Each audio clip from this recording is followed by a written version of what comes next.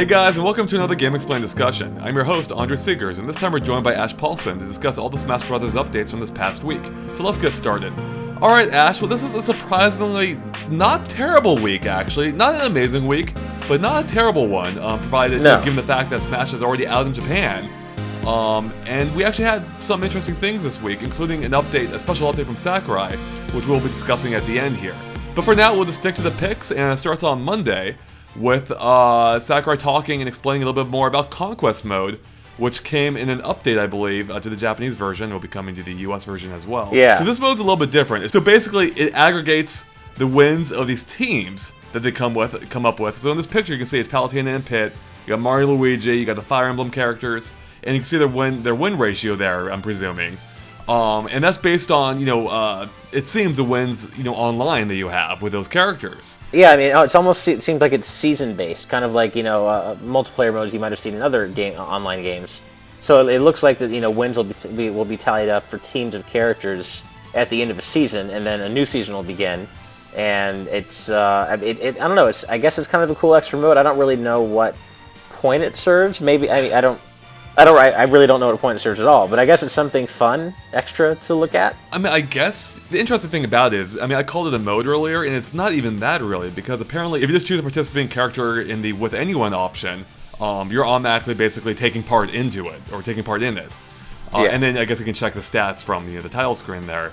So, yeah, I don't know. I mean, it seems like, a little bit of a throwaway thing almost, like it might be cool to check in every now and then. But what's interesting to me about Conquest is not actually Conquest itself, but really what it says about how Nintendo is treating this game, because Sakurai says here, we'll be running Conquest in beta for a while. That's not something that you hear Nintendo ever say. No. That they're going to be running an online mode in beta for a while. That's something you hear on other platforms. Nintendo doesn't do this kind of stuff, They don't. And just kind of the fact that this mode was added via a patch on the day of release, which tells us right from the get-go that Nintendo is all about supporting Smash Bros. With patches.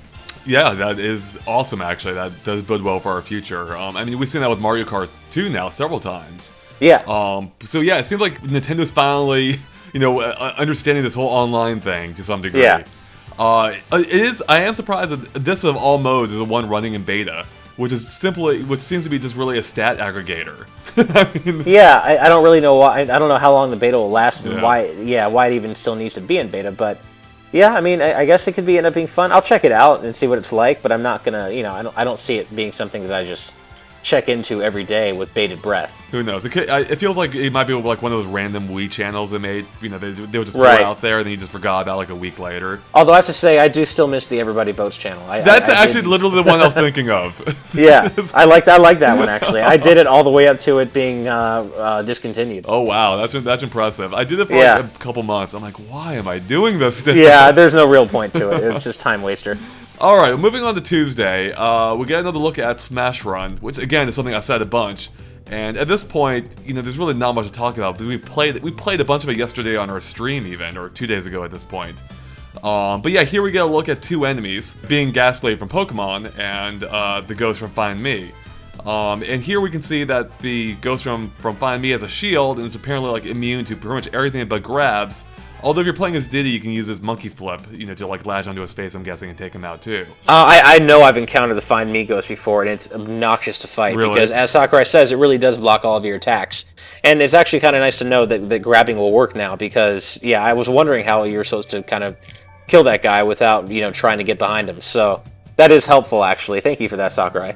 And also it says that Ghastly can only be damaged with items too, which I guess kind of makes sense given its metaphysical ghostly nature. I do like how even within Smash Run, like the attention to detail with these characters and enemies, it's super impressive. Like they're still behaving true to the games that they came from. Yeah, they really are, and I've seen that just playing Smash Run as much as I have. I've really seen that common to a lot of enemies, such as the Goombas. Like the Goombas, you can fight them if you want, but if you just jump on their heads, it's a one-hit KO. Right, yeah, that's right, exactly. Which I love, yeah. That is a really nice touch. That's exactly what you expect from a Mario game. Exactly. Alright, moving on to Wednesday, we get a look at the Street Pass mode in the game, being Street Smash. I actually literally just tried this out for the first time right before we started doing this discussion.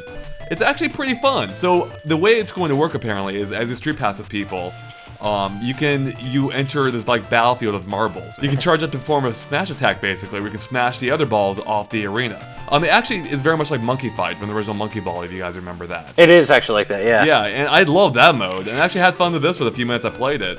And I know you're a big fan of Street Pass, Ash, so what do you think about this being here? I think you actually played it at PAX too. Yeah, I checked it out at PAX, and I like it. I think it's a pretty cool mode. Like you said, it does remind me of Monkey Fight from Super Monkey Ball.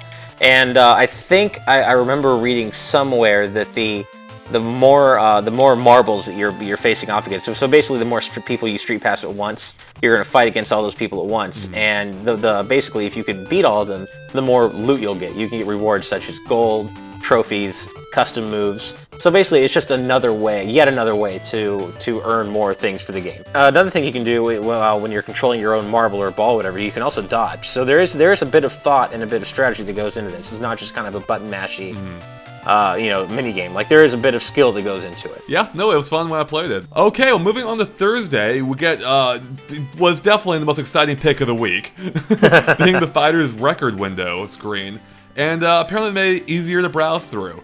Now, unfortunately, I can't really attest to this because I'm playing the Japanese version, and it's actually pretty difficult to navigate that if you don't understand what's happening on it. Yeah. But luckily, going off the picture he put on here, it does look pretty self-explanatory, once you can understand the language. And, yeah, I think it's cool. Like, I've always had fun going through those stat screens, and you just seeing, how certain characters perform and, what's going on. Although my stats are completely out of whack. Just because I've been testing out characters, or when I was trying to unlock characters, like I would choose Fox's run off the ledge 120 times. So. Yeah. I mean, honestly, like you, I enjoy, like in Brawl, kind of going through, my character records and kind of seeing where everything falls. I do like that Smash games always do keep track of the most minute details. I mean, literally everything for every character is kept track of. And I mean, to make that all that easier to go through, I mean, that's a welcome, addition or a welcome change. It's not the biggest deal ever, but I enjoy going through fighter records, and it'll be nice to have it be a little easier this time around. Yeah, it's cool to have it there. Okay, well, moving on to Friday, we get what's my favorite personal update of the week, picture-wise, and that is we get a new Wii U stage, and by new, I mean a returning one from Brawl, being Castle Siege, which was its Fire Emblem stage. And I actually really liked that stage in the original game. I thought it looked awesome in Brawl. And I think it looks awesome here still. Like, I think it looks just gorgeous in HD. Yeah, I mean, you can really tell the HD upgrade immediately, especially in the first screenshot. It definitely looks better. And like you, I have always enjoyed playing on Castle Siege and Brawl. I'm happy it's back. And it's really just crazy to see all the love that Fire Emblem is getting this time around in Smash Brothers. A ton of love, 4 right? characters. A returning stage, and a new stage already in the Wii U version. And honestly, it's just nice to see another Wii U update finally. Like, now that the 3DS version is out in Japan, almost out everywhere else. It's nice to see, oh hey, the Wii U version does exist again, or does exist after all, and here's a new stage finally. I think the last time we got a new stage was the Great Fox. Like, that was like a month and a half ago, maybe? At least, yeah, I think. Yeah. So yeah, this was an exciting update and kind of came out of nowhere. It did, yeah. I don't think either of us expected another Wii U update until the 3DS one came out worldwide. Right. Because I thought they would just keep going with that like they did for the rest of the week. So this really did come out of nowhere, and it was awesome. Now there was something we're talking about before this, before we recorded this, and that is this is the 21st Wii U stage we know about. And if we go off the 3DS version, there's 34 stages in that game in total, which means, and I don't think it's a stretch to say that Wii U version will at least match that number, if not exceed it. Oh, I'm pretty sure it'll exceed it. Exactly, which means there's a ton of stages we don't know about yet. There's probably at least 15 stages or so that we don't know what they are. Yeah. That's awesome. Oh, I'm so excited. I'm so excited to really find out what the picks of the day beyond the Smash Brothers 3DS North American release really hold. I mean, we do have a lot of stages, obviously, that we had known nothing about, as you said. So, it's probably going to, obviously, it'll be a combination of returning stages. Maybe there'll be a couple more shared stages with the 3DS version. But I think the majority are going to be all new stages, and I can't wait to find out what those are. Yeah, well, I think this is a good time to segue to Sakurai's post on Tuesday, where he talked a little bit about the post of the day itself. And, in describing its future plans, now that Smash Brothers, or one of them, is actually out. And he said some interesting things, actually, quite a few interesting things. First up is the fact that he had originally only planned to do this for 2 months, starting way back at last year's E3. Yeah. I don't think I don't think he ever publicly said that, right? No, he definitely didn't. I don't think anyone ever knew that. That's crazy. Like, that is so nuts to me. Especially because the first 2 months really covered nothing. Like, they were just fun little updates. Yeah. And that's actually something else he talks about. But, yeah, like, that is crazy to me that he was only planning to do that for a short period of time. Well, and imagine just how different the hype, the pre-Smash hype would have been if he really had stopped after 2 months, because we wouldn't have known anything about, or really much of anything about the game. Because we learned so much about, or we know so much of what we do because of the picks of the day. And without all that, I mean, we would have been flying blind really right up until release. Yeah. Except for the characters he chose to, reveal whenever he wanted to. But yeah, it would have been a completely different pre-hype game, so to speak, if he had actually stopped at 2 months. And I think a lot of people would have freaked out. Like, wait, you're done? That's it? 2 months? And we only got these silly pictures that didn't really... Wait, how are we going to figure out, find out anything else? And it definitely is weird to think that could have happened. Yeah, it would have been a grueling wait, I think. Although conversely, how awesome would that have been, though, if the game just came out, we know almost nothing about it, like just everything is a surprise. Yeah, no, I think there's a lot of merit to that. I would have really enjoyed that. I mean, it kind of reminds me of how I felt when I found out that the mysterious pink stage in the stage leak for 3DS was Magic Kingdom. Like, oh, this is actually something I legitimately didn't know. This is super exciting, Yep. Yeah, exactly. So, yeah. So Sakurai did go on, though, that, although he planned for 2 months, he obviously kept it going. And he's going to keep going, at least until the Wii U version comes out. Now, he does say, he says he's not sure if he's going to go by the Japanese release or the overseas release date, being in Europe and the United States. And so that is interesting for a few reasons. One, that means it's not coming out at the same time worldwide again. Yeah. Which is so weird to me. I don't know why they're doing that. Why? I don't know why Pokemon gets a worldwide release and Smash Brothers doesn't. Right. That's just that is so confusing to me. But I mean, after the 3DS version didn't, I'm not that surprised that the Wii U version is probably not going to get a worldwide release either. And it seems basically confirmed at this point that the Wii U version is coming out, or in the US at least, on November 21st in November. It seems like that. Well, there was that Best Buy leaked, or was it Best Buy or some retailer leaked ad that said that the first round of Amiibos and Smash Brothers Wii U are coming out on November 21st, which makes sense. Yeah, Fred Meyer. Oh, Fred Meyer. Okay. Yeah. So it does make sense. I mean, that has always been kind of Nintendo's go-to big, holiday release date. That's, last year, that's when Super Mario 3D World and A Link Between Worlds came out on the same day. Now, what do you think? Do you think it's going to come out in Japan first or here first? I wonder. I mean, it definitely is true that there is more of the focus in Japan is definitely on the handheld market. Right. Japan has a totally different culture in terms of, how much they play on their phones and their handheld systems. So definitely the 3DS version, I think, is more important there. And conversely, we're a more console-oriented culture in terms of gaming. So it wouldn't necessarily surprise me to see the Wii U version come out here first, just because I think in terms of Nintendo's bottom line and the money they obviously want to make off this game, the Wii U version is going to do better here than in Japan. Mm-hmm. I could almost guarantee that. Oh, without question, I would say. Yeah, that's not even a question. It will do better here, I think. Partially because the 3DS also isn't as big here as it is in Japan. It's decent here, but I mean, sure. So that is less competition for the Wii U version as well, comparatively. Right. Yeah, I don't know though. I think I go back and forth on this. I think there's a chance it could still come out in Japan first, though. Oh, sure. There's always a chance. Yeah. Well, I think there's a decent chance it could. Both based on the 3DS one. Just the way he words his the way he talks about this. I mean, he doesn't say anything specific. Right. But it kind of does sound like when I first read it, I'm like, oh damn, is it come out in Japan first?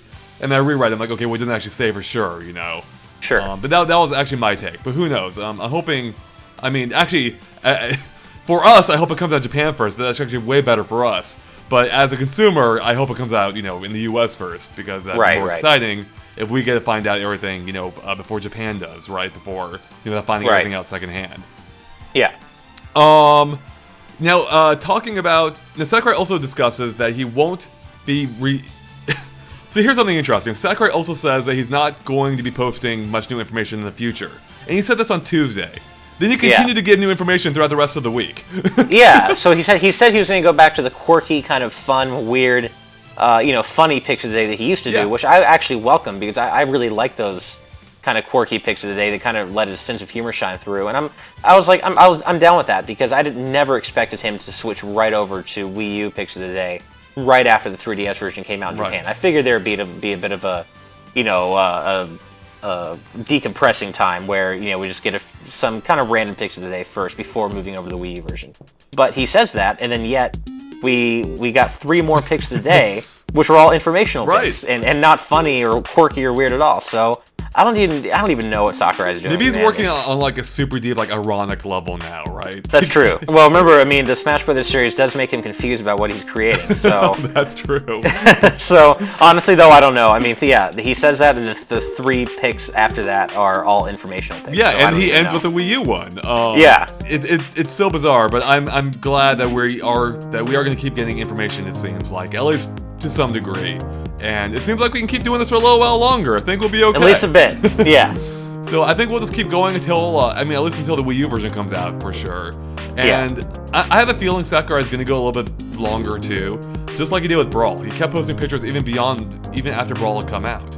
That's true, he did. So I don't know. Maybe we'll keep going. Maybe we'll keep the discussions going even, past that point. I really have no idea. Definitely. He's got to keep the pick of the day going after the Wii U version comes out everywhere because he's got to post pictures of all the DLC characters like the chorus kids, right? Right? Obviously. Exactly.